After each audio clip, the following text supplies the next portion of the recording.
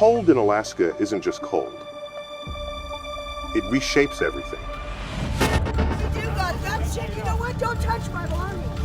How about you have somebody come into your home and take and move shit that you have? Out here, the wind speaks louder than hunger.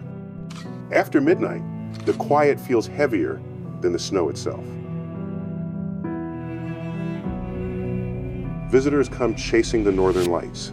They rarely see what lies below that same sky, tents buried in drifts, cars frozen shut, people trying to hold on to a little warmth. This isn't some travel tale. This is life at 40 below. This is Homeless in Alaska 2025. A chapter of Homeless in America, where making it to sunrise has become the new American dream. What's it like being homeless here in Alaska? It sucks. I don't like it. I want to go back home.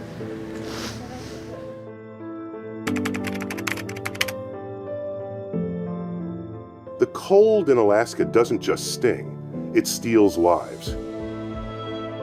Out here, the wind cuts deeper than hunger, sharper than anything you could ever carry in your pocket. After midnight, the silence grows heavy, thick enough that you feel it settle on your chest. It isn't just the sound of the wind, it's the sound of the world slowly turning its back. People fly in to chase the northern lights, to capture them for a few seconds, to post the glow and call it magic. They celebrate the beauty. They never look down.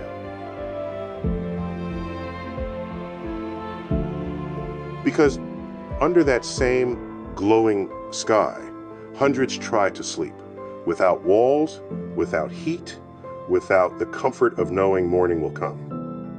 Their breath turns to frost before it reaches anyone willing to hear them. This isn't a travel vlog. This is the truth of an Alaska homelessness documentary, written not in ink, but in layers of ice, fear, and nights that never end. The weather's horrible. The people treat you like you're scum. And I'm not a bad guy. I'm not a drug addict. I don't steal from people. That's why I'm panhandling, because I don't break the laws or anything like that. I just had some bad luck. But people are really, really bad. I've been spit on. I've had people throw stuff at me, kick my cup down the street, make comments every single day, all day long. In Alaska, the cold isn't just weather. It's a test that never relents, never softens, never gives a second chance. There's no partial credit here. You make it through the night, or you don't open your eyes again. Every winter writes the same brutal story across the snow. Tents disappear beneath drifts so heavy they look like unmarked graves carved by nature. Cars turn into frozen cages, engines gone silent, windows glazed from the inside out like they were never meant to open again. Faces freeze where they fall, eyes open, lips turning blue, as if the winter decided to claim them permanently.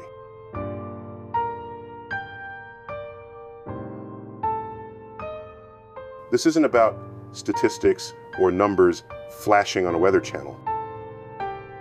Minus 30, minus 40. Who keeps counting once your body stops responding? This is about a nation that can run oil pipelines through frozen ground, but still can't build enough roofs to keep its people living. This is about a country that spends billions reaching toward the sky, but lets its own citizens freeze beneath it. Here's the bottom line. The city's policies gotta change about the homeless. Maybe the homeless will change about them too. You put two and two together, phew, might work,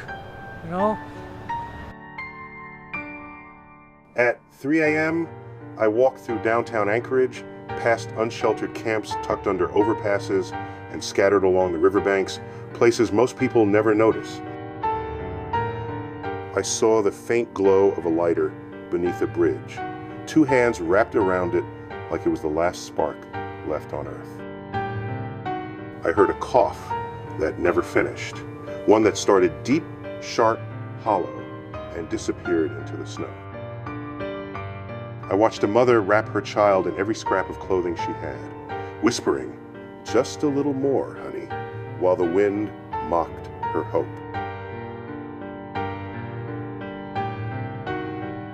We call this place the last frontier.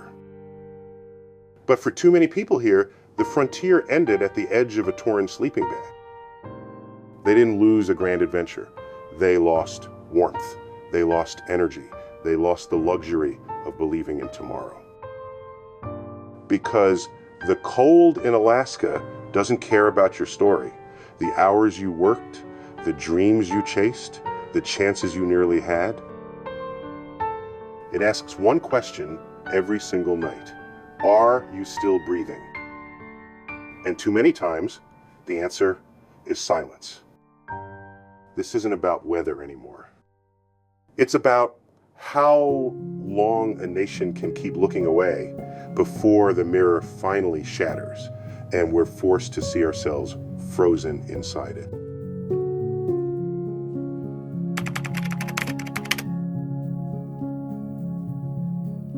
Every night in Alaska, the temperature drops and hope falls even faster. It slips to the ground like fresh snow, quiet and steady, covering every last reason someone had to believe that tomorrow might turn out better. By 8 in the evening, the shelters hit capacity, doors shut, lights fade, the line outside stops inching forward. The people still standing there don't argue anymore.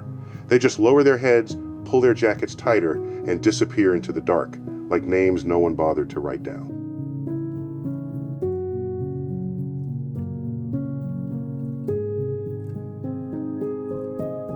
They settle wherever the city breathes warm air. Beside vents humming with diesel fumes and the smell of old fryer grease. Inside cars with cracked glass and seats soaked from thawed boots and dripping coats. Under bridges where the wind slides through every torn seam of a jacket. In parking lots washed in orange light from lamps that don't warm anything at all.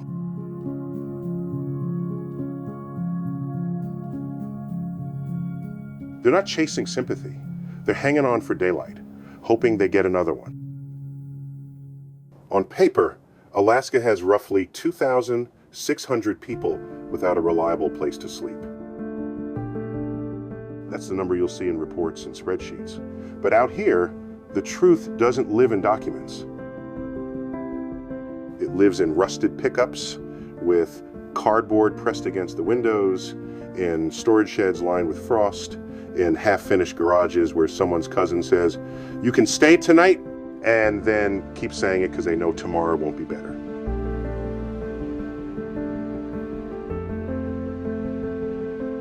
Every story is small, quiet, and unnoticed, and each person carries a name that never made it into any official count. Behind every statistic is a heartbeat, waiting for someone to pay attention, not because it's stopped, but because it's slowing down in the cold. Behind every frozen car window is a face you might remember if you stayed long enough to truly look.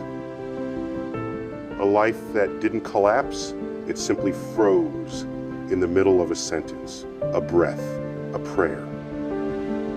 I watched a man sort through his quarters under a shaking street lamp, weighing a hot coffee against another hour of staying awake so he doesn't freeze in his sleep. I saw a mother fold her child's scarf into something that felt like a pillow because the ground was colder than the air. I heard the crunch of steady footsteps at 4 in the morning, someone walking in circles just to keep blood moving through their hands. This Anchorage unsheltered winter isn't about laziness, failure, or bad decisions. It's about what happens when the wealthiest nation on the planet lets basic survival turn into a privilege. When warmth becomes something you fight for, when home becomes any corner that blocks the wind for a few hours. In this winter survival reality of Alaska homelessness, every single degree matters. Every blanket is a shield. Every stranger who pauses long enough to ask, "Are you doing okay?" and waits for the answer becomes a tiny act of resistance against the cold. Because here, warmth isn't comfort, it's bravery. And survival isn't a chart in a binder. It's the pulse of someone refusing to give up while the rest of the world sleeps behind thick windows and deadbolted door. The cold doesn't care how many times you tried. It only asks whether you're still standing when the sun finally rises. And too many mornings, someone isn't.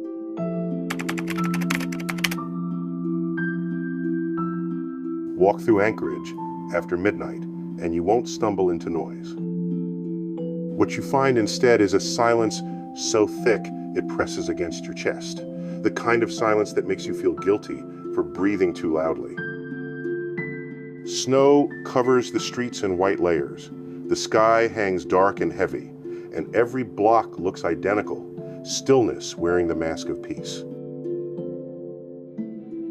Most people imagine homelessness as something loud. They picture shouting, police lights, arguments, bottles cracking on pavement, the soundtrack of big cities. But in Alaska, the cold rewrites the scene. The snow swallows coughs halfway through, softens the sound of someone shaking, and buries the small noises a person makes when they have nothing left to fight with. Beneath bridges, behind locked storefronts, inside tents so low they blend into the snowbanks, bodies lie motionless. Here, stillness becomes survival. Stillness becomes prayer. Stillness becomes the last thing someone can offer when moving even an inch drains what little strength they still have.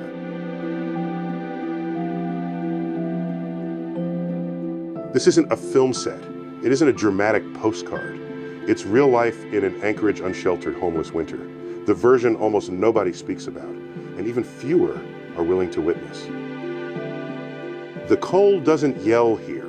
It breathes slowly, whispering its threat in a voice that never rushes. If you listen long enough, you can almost hear it murmur, "Not tonight, maybe tomorrow."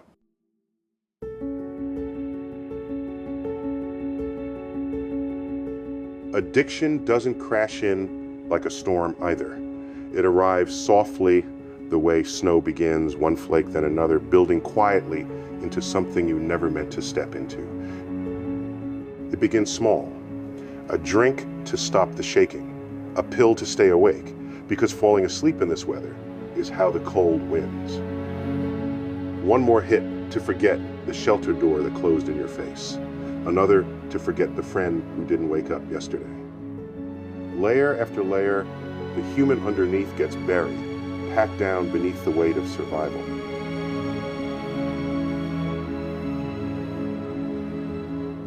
They aren't chasing a high anymore. They're chasing numbness. They're searching for silence, that one precious second when the wind inside their mind stops howling. They're trying to make the night feel shorter than forever. I met a young man underneath the Ship Creek Bridge, 29 years old, but his face carried the weight of 90 winters. Ice stiffened his beard, and the tips of his fingers were turning black. He looked at me with a kind of tiredness that had already seen the next day and didn't want it. "The cold isn't what scares me," he whispered. "It's waking up."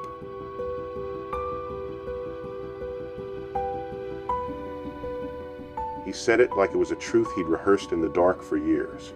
Like every time he opened his eyes, he felt robbed of the only release the streets still offered him. Those 5 words have stayed with me, sitting in my pocket, like something sharp and heavy. Because here, making it through the night isn't a step toward hope. It is the hope. It's the closest thing to victory anyone is allowed. In this chapter of Homeless in America, the dream isn't stability or comfort, it's breath. Just one more breath. And that's the quiet, brutal truth about homelessness and addiction in Alaska. In the wealthiest nation the world has ever known, we've created a reality where a man with frostbite in his soul can whisper that dying might be easier than sunrise. The silence doesn't argue back. The snow doesn't respond. It just keeps falling, while the rest of us sleep behind warm walls, none the wiser.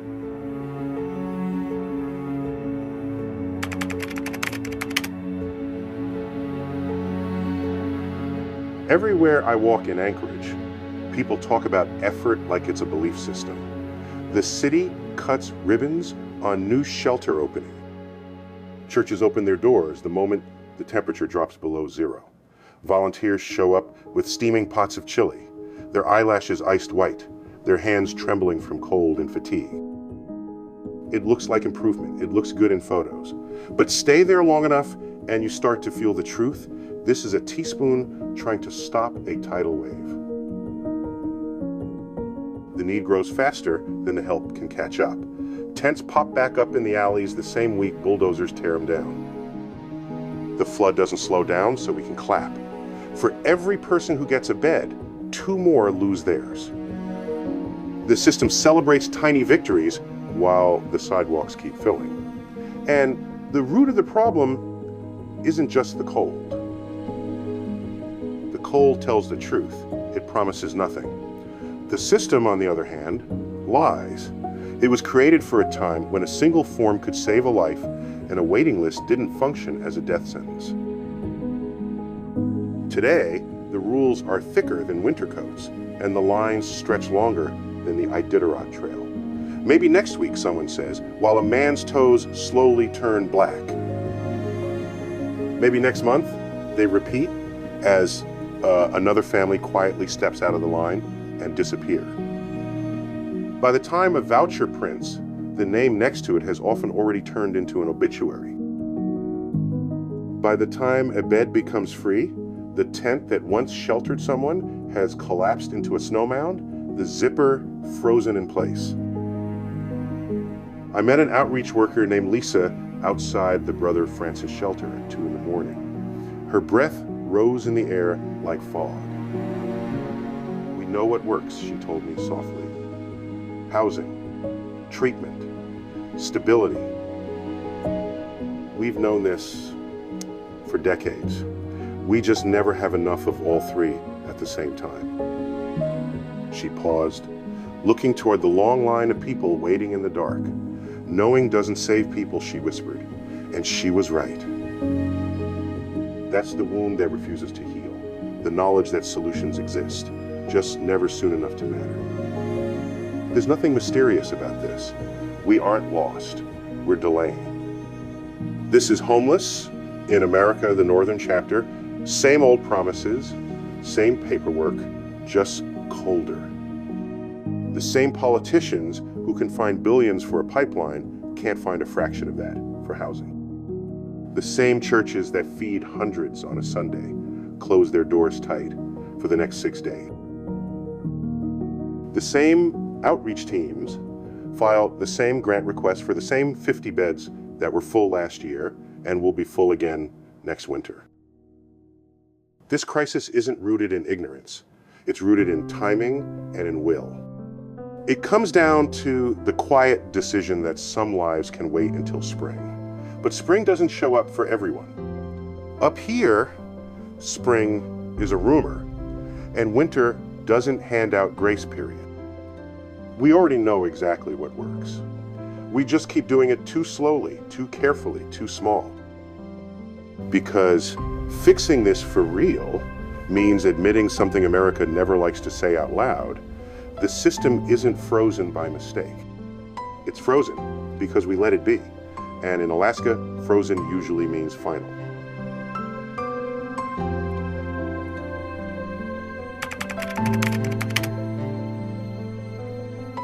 Stand at the edge of Anchorage when the sun rises, and the view will split you straight down the middle. The Chugach Mountains catch that first blush of light, glowing rose gold, like the world still remembers what innocence felt like. The snow shines so bright it hurts to look at. Flawless, still, almost sacred. It's the kind of beauty that belongs on a calendar, not in real life. But drop your gaze just a little lower, and the picture starts to fracture. Because there, half buried in that same glittering white, sit the tents. Blue tarps turn dull gray from smoke and storms.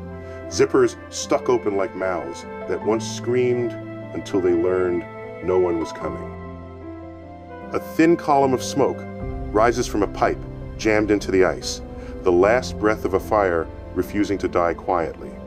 Beauty above, desperation below, no filter required.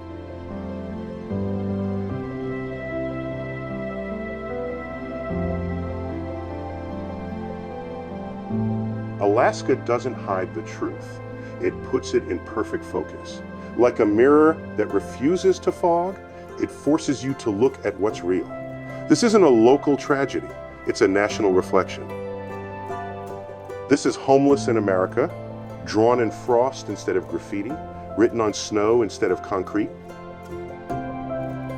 If you look close enough, you'll see every city staring back.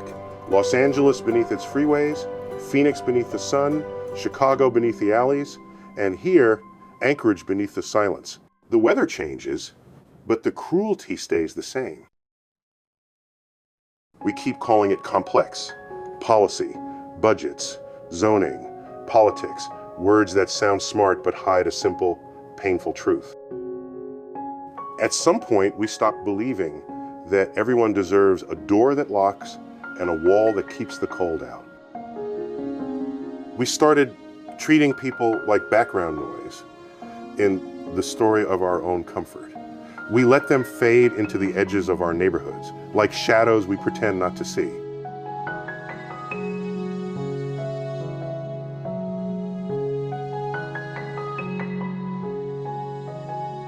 And yet, even here at the frozen edge of the map, something refuses to die. I've seen a man pull off his hat and hand it to a kid he didn't know. I've seen a woman break her last sandwich in half and pass it to a stranger like communion. I've watched a truck slow to a stop in the snow, the driver rolling down his window just to ask, "You doing okay?" and actually waiting for an answer. They're not heroic moments. They're small sparks, stubborn little fires that burn quietly against the dark. That's the kind of warmth that endures. Not the heater that finally works, not the government voucher that finally prints, but the heat born when one human decides another still matters. That spark can outlast any blizzard. It's proof that compassion, even when it looks small, is still the most powerful kind of warmth we've ever created.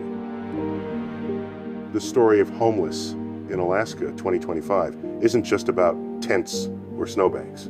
It's about the mirror this country keeps avoiding. It's about the contradiction of a nation that reaches for the stars but leaves its own people freezing underneath them. It's about what happens when progress forgets mercy. The mountains will keep glowing every morning. The snow will keep shining, pretending the world is pure. The tents will keep waiting in the shadows of that beauty. But as long as one person, just one, is still willing to give away their last glove, their last dollar, their last sliver of belief that tomorrow could be different, the mirror hasn't shattered yet. It's still there, waiting for us to look up from our phones and recognize what's staring back. To realize that reflection isn't them, it's us. No one should have to fight the cold alone. Not in the richest nation on earth. Not under the most breathtaking sky ever painted. Not now, not ever.